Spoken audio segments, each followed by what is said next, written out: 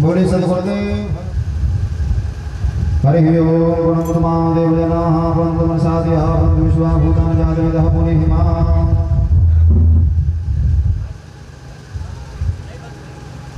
कृष्णाय वासुदेवाय हरये परमात्मने प्रणतक्लेशनाशाय गोविन्दाय नमो नमः। ध्यानार्थे पुष्पाणि समर्पयामि। हमारे अजय कुमार शर्मा जी भी आ जाएं।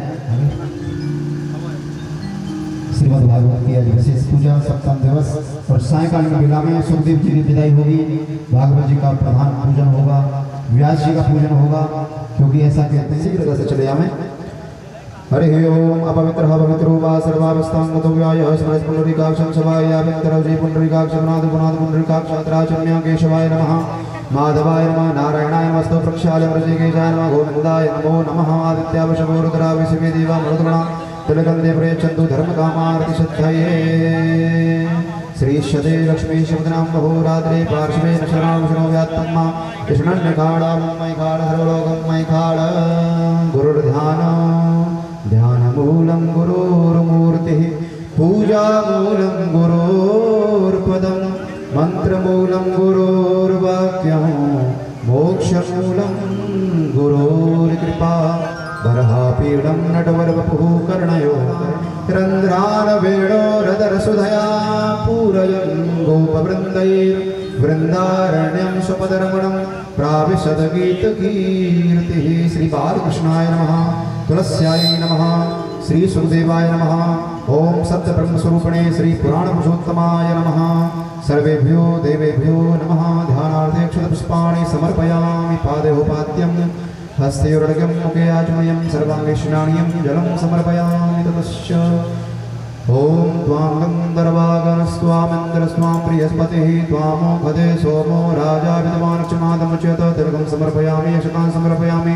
पुष्पं पुष्पमालां माल्यादीनि सुगन्धीनि मालत्यादीनि वै प्रभो मया हृतानि पुष्पाणि पूजार्थं प्रतिगृह्यतां। पुष्पं पुष्पमालां समर्पयामि।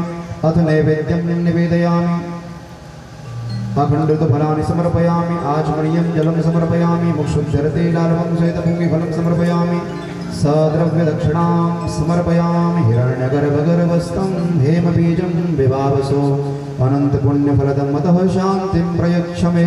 कृतायाः पूजायाः साधुपुण्यार्थे सद्वैपायनो विरहं नमस्कारान् समर्पयामि। पूर्य भागवत भगवान की, सुखदेव भगवान की। पूज्य व्यास जी महाराज का ध्यान करेंगे। नमोस्तु देव्यास विशाल बुद्धे फुल्लारविन्दाय पत्रनेत्र येन त्वया भारत तैलपूर्णः प्रज्वालित। ध्यानार्थे अक्षत पुष्पाणि समर्पयामि। सुंदर तिलक अक्षत माल्यार्पण करेंगे पूज्य महाराज श्री का। व्यासाय विष्णुरूपाय व्यासरूपाय विष्णवे नमो वै ब्रह्मनिधये वासिष्ठाय नमो नमः। श्री व्यासाय नमः। तिलकम अक्षतम समर्पयामि। पुष्पम पुष्पमालां समर्पयामि। जोरदार तालियों से स्वागत करेंगे। बोले व्यास जी महाराज की जय। अपनी सप्रेम भेंट दक्षिणा पूज्य महाराज श्री के चरणों में अर्पित करते हुए आशीर्वाद प्राप्त करेंगे। पुष्प लेकर के प्रार्थना करें। अचतुर्वदनो ब्रह्मा द्विबाहुरपरो हरिः अभाललोचनः शंभुरो भगवान बादरायण। प्रार्थना में सभी देवी देवताओं को प्रणाम करते हुए आइए सप्तम दिवस की आरती की ओर अग्रसर होते हैं। सभी भक्तगण खड़े हो जाएं। बड़े भक्ति भाव से ताली बजाते हुए मस्ती में ठाकुर जी की आरती। ओ श्यामा तेरी आरती या तेरी संसार करेगा हाथ जोड़ के। मैं दीन दुखिया भारी दुखिया भारी आया हूँ प्रभु शरण तुम्हारी। आया हूँ प्रभु शरण तुम्हारी।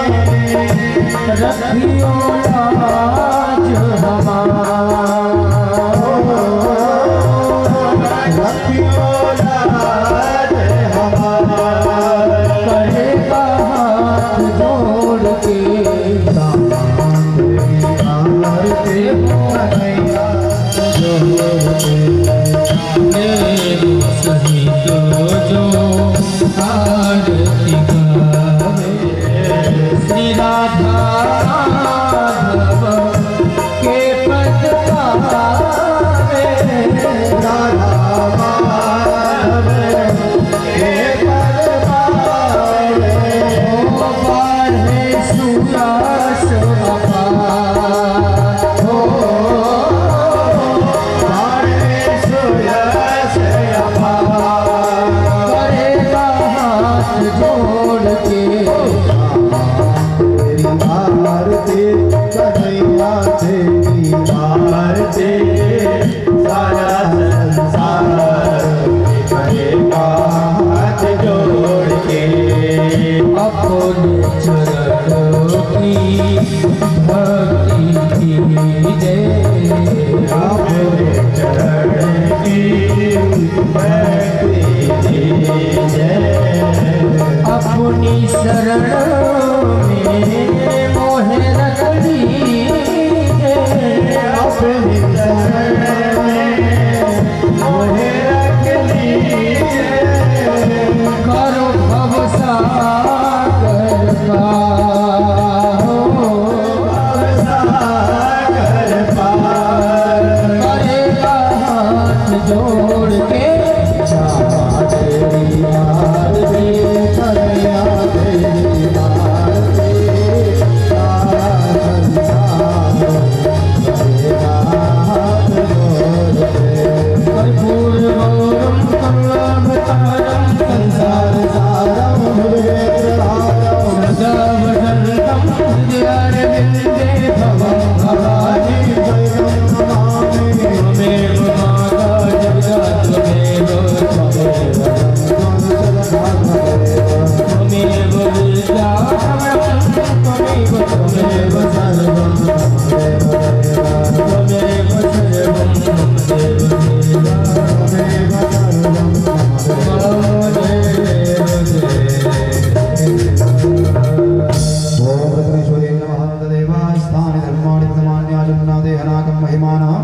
सचंद्रपूर्वे साध्याः शंतदेवाः हरिः ओम् एकदन्ताय विद्महे वक्रतुण्डाय धीमहि तन्नो दन्ती प्रचोदयात् हरिः ओम् गणाम्बिकायै च विद्महे कर्मसिद्ध्यै च धीमहि तन्नो गौरी प्रचोदयात् सेवन्ते कावकुलचम्पकपाटलाब्जै पुन्नागजातकरवीररसालपुष्पै बिल्वप्रवालतुलसीदलमञ्जरीभिः त्वां पूजयामो भवानी च पुष्पाञ्जलिर्मया दत्ता गृहाणा परमेश्वर श्रीपुराणपुरुषोत्तमाय नमः मन्त्रपुष्पाञ्जलिं समर्पयामि।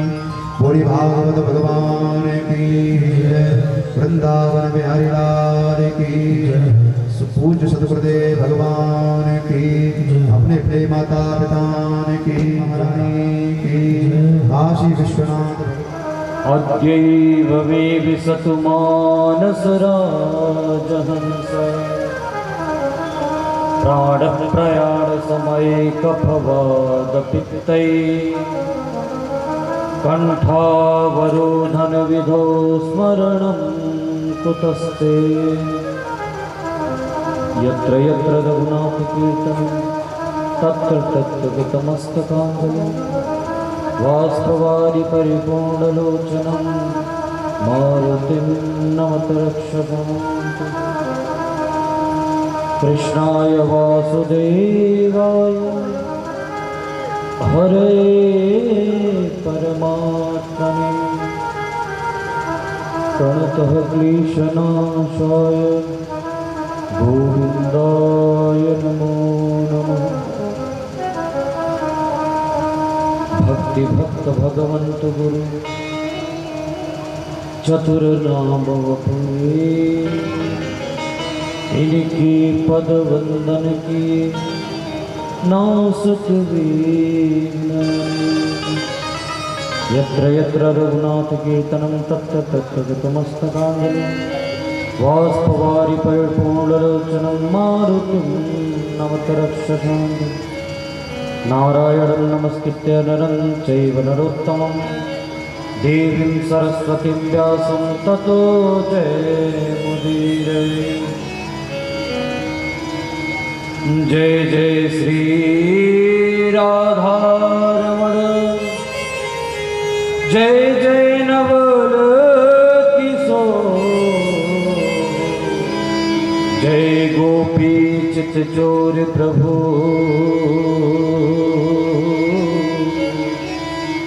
जय जय माखन चोर। श्री वृंदावन बिहारी लाल की, श्रीमद्भागवत महापुराण की, श्री हनुमान जी महाराज की, माँ विंध्यवासिनी मैया की, श्री सुखदेव जी महाराज की, आज के आनंद की, निम्बार्क भगवान की। जय जय श्री राधे, जय जय श्री राधे, जय जय श्री राधे।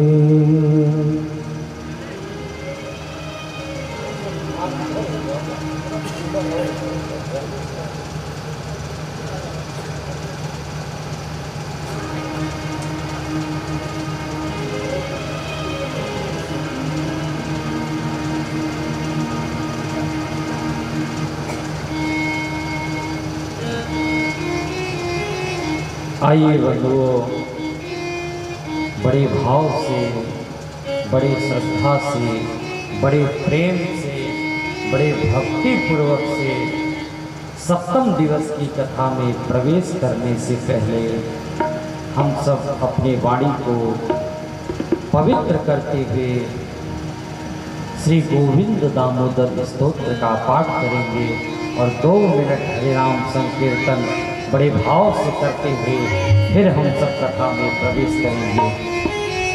लगभग सबके पास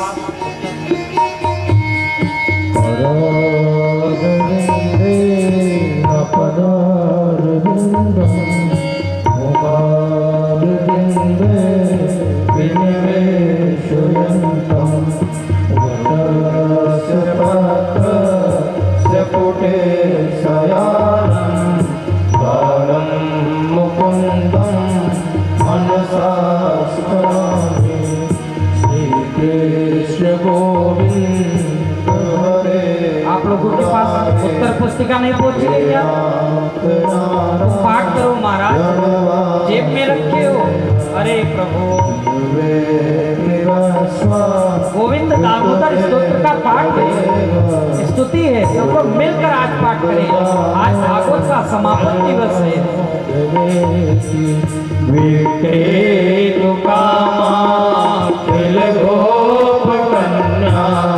मुरारी पादार्पित चेत वृत्ति सत्यात्रिकं मोहवसाद भोज गोविंद दामोदर माधवेति गृहे गृहे गोपवधो कदम्बा सर्वे मिलित्वा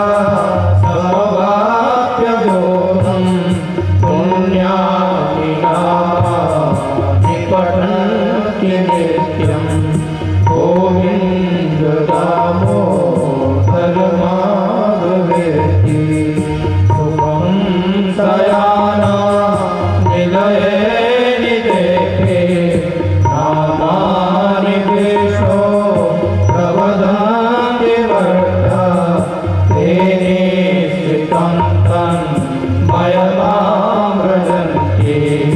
गोविंद दामोदर माधवेति जिह्वे सदैव भज सुन्दराणि नामानि कृष्णस्य मनोहराणि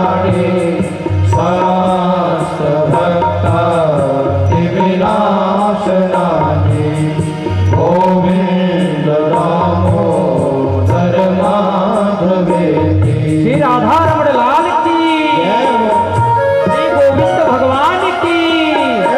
हे मेरे प्यारे,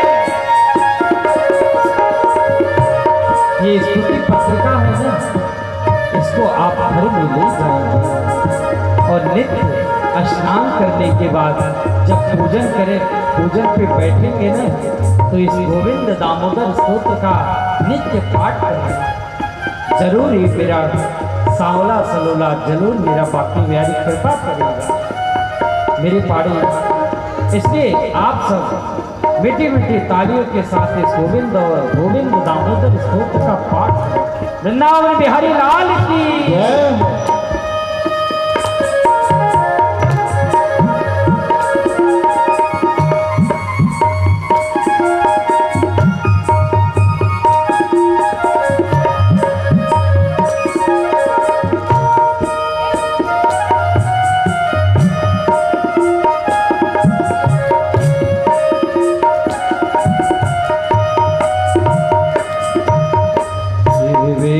सदैवं भज सुन्दराणि नामानि कृष्णस्य मनोहराणि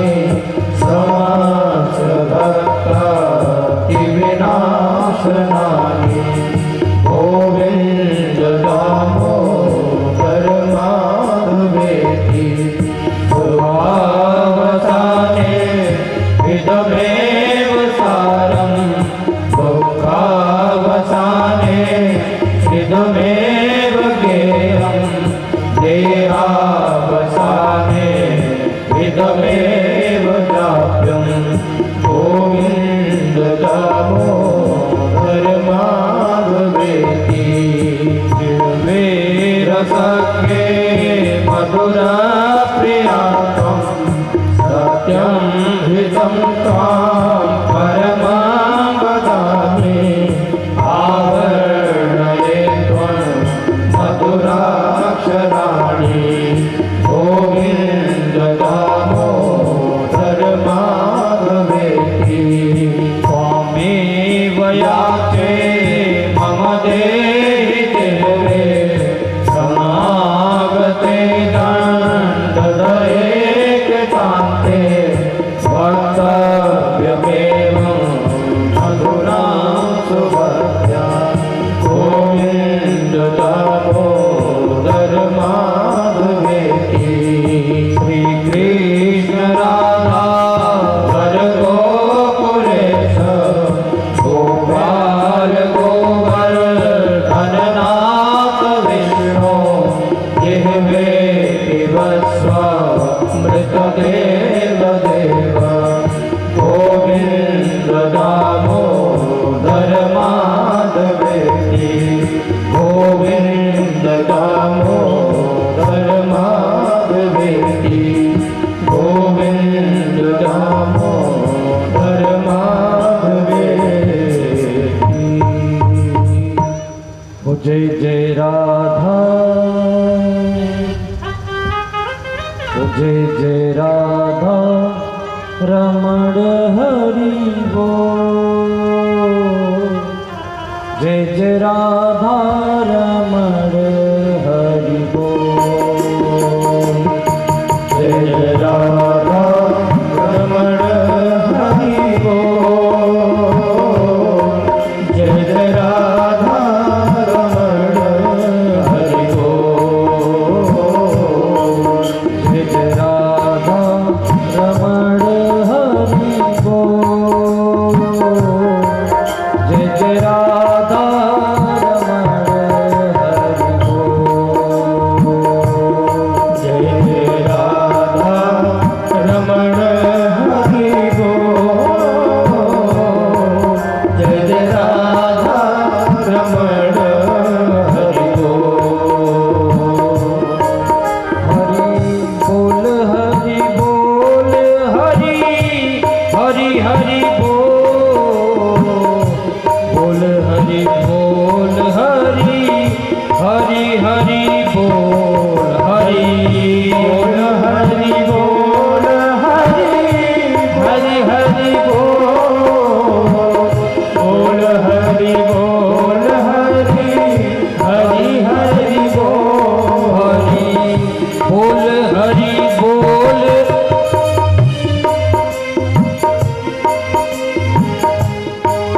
हरि बोल हरि बोल हरि बोल राधा रमण